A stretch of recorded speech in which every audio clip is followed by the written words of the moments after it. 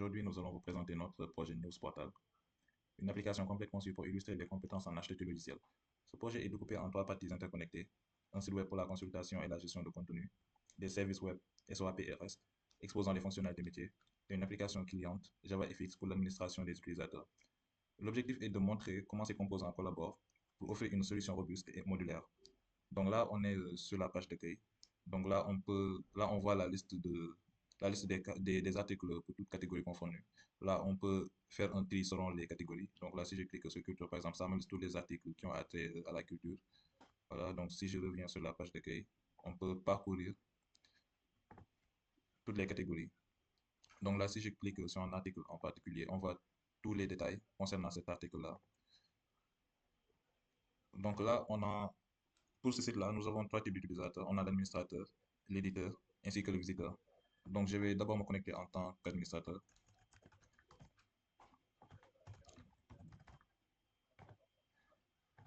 Une fois connecté sur la page de l'administrateur, on peut voir le dashboard qui montre le nombre d'articles qui existent sur ce site-là, le nombre de catégories ainsi que le nombre d'utilisateurs. Donc, l'administrateur gère tout le site. Il gère les catégories, les utilisateurs, les articles ainsi que les jetons d'API. C'est ça qui va permettre, par exemple, à une autre application de pouvoir accéder aux données de ce site-là. Donc là, si je viens sur la partie articles, on voit la liste des différents articles, on peut les modifier, on peut les voir plus en détail. Voilà. On peut modifier si l'on veut cet article-là. On peut aussi le supprimer. Et toutes ces opérations aussi peuvent se faire, peuvent également être effectuées pour les catégories. Là, de même, on peut gérer les utilisateurs, c'est-à-dire soit on peut les modifier, les supprimer, ou bien modifier des informations, c'est-à-dire ce soit l'email, le mot de passe, etc. Là, de même, on fait de même pour les jetons, on peut les modifier, les désactiver, etc. Donc là, je vais essayer de créer un nouvel article. Donc là, je vais l'appeler cryptographie. Pour la catégorie, je vais mettre technologie. Là, comme contenu, je mets ça. Voilà. Donc, une fois validé, on me dit que l'article a été créé avec succès, effectivement. Si je viens sur la page d'accueil et que je vais dans technologie,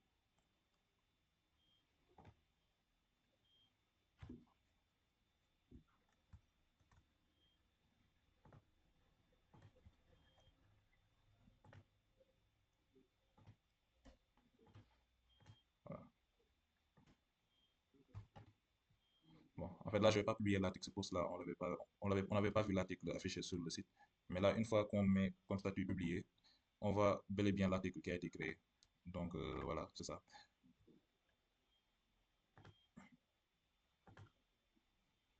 Je peux tout aussi la supprimer, cet article-là. Voilà. Et une fois on revient sur le site, on voit que l'article n'est plus affiché. Donc, on peut faire de même pour toutes les autres catégories, c'est-à-dire que ce soit les utilisateurs, les catégories ou bien les articles, on peut aussi bien effectuer ces opérations-là. Donc, c'est tout ce qu'on peut faire en tant qu'administrateur. Donc là, je vais me déconnecter et me connecter en tant qu'éditeur.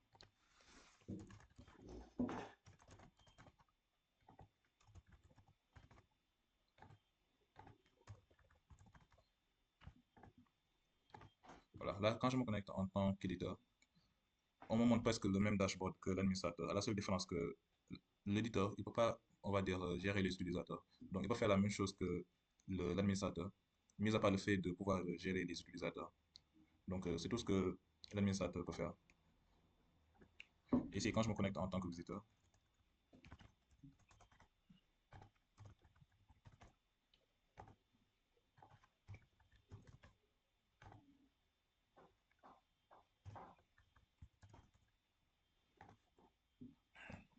quand je me connecte en tant que visiteur, il n'y a pas trop de détails parce que le visiteur, à part regarder la liste des différents articles selon les catégories, les parcourir, il ne peut rien faire d'autre. Donc, voilà quoi, c'est tout. Donc, quand je me déconnecte, on me redirige encore sur la page d'accueil.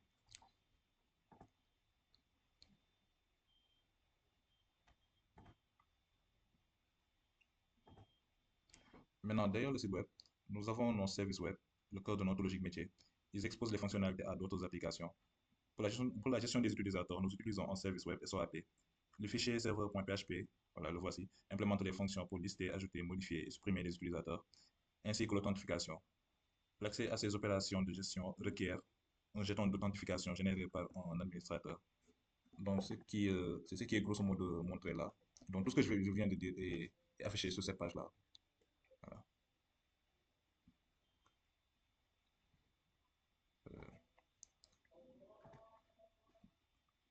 Maintenant, pour la récupération des articles, nous avons une API REST. Par exemple, bon, on va dire une API, par exemple, qui permet de récupérer la liste de tous les articles ou des articles par catégorie. Bon, c'est ce qui est montré là, hein. Par exemple, cette URL là, quand je tape ça sur Postman, ça me liste toutes les articles, on va dire, tous les articles du site. Donc, c'est ça en fait. Et là, on l'a affiché en format JSON, mais rien ne nous empêche de l'afficher au format XML. Voilà. Donc, ici, quand je change de format, par exemple, je mets à la place XML, ça me retourne la liste des articles au format XML. Donc, c'était ça. Je peux aussi récupérer la liste des articles par catégorie. Donc, si je fais comme ça, voilà.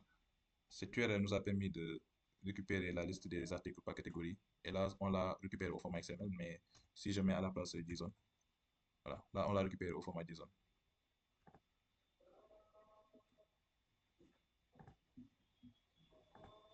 Voilà, c'était tout pour la partie service web. Maintenant, enfin, pour la dernière partie, nous avons une application cliente JavaFX dédiée à la gestion des utilisateurs par les administrateurs. Donc, je vais essayer de démarrer.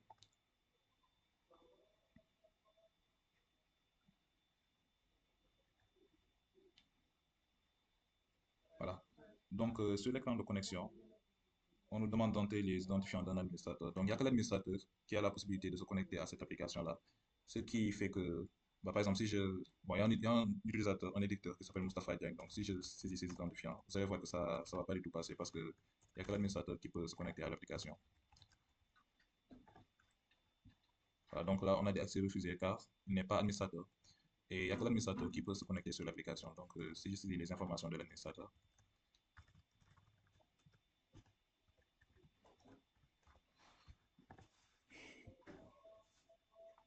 voilà, là, ça marche correctement. Et une fois authentifié en tant qu'administrateur, nous accédons au tableau de bord de gestion des utilisateurs.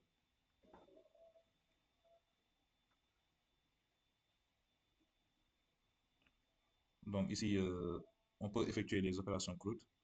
Par exemple, là, si je fais une nouvelle utilisateur et que je saisis des identifiants, par exemple, là, je mets...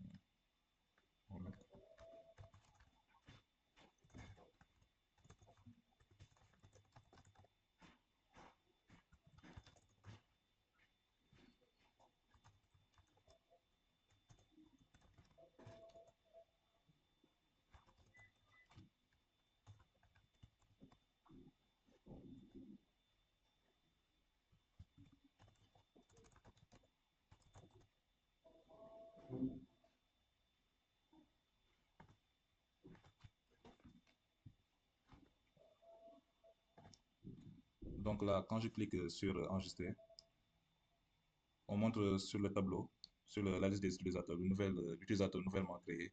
Donc, c'est ça. Donc, ici, attendez un peu.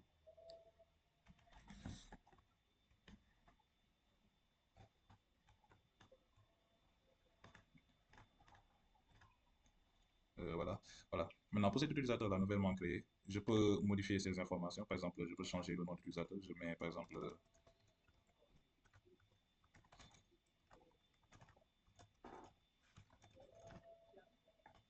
quand je fais ça, ça marche. Je peux bel et bien aussi le supprimer.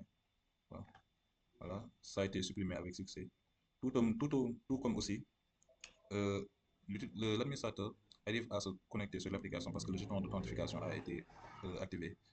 Maintenant, rien ne nous permet de désactiver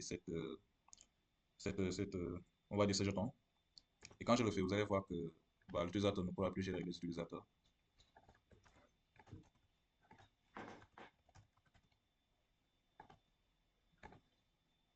Par exemple, quand je modifie ce jeton-là, que je le désactive, voilà, et que je retourne sur l'application Java et que je réactualise, voilà, vous voyez bien que, voilà, qu'il y a des problèmes. Donc, c'est hyper important. Donc, je vais réactiver le jeton.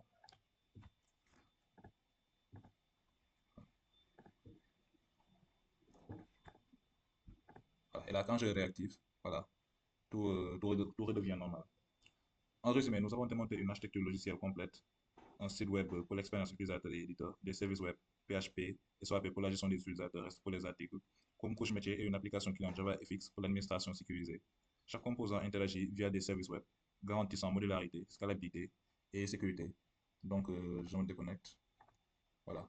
Et c'est tout pour la présentation. Merci beaucoup. Bonjour à tous. Aujourd'hui, nous allons vous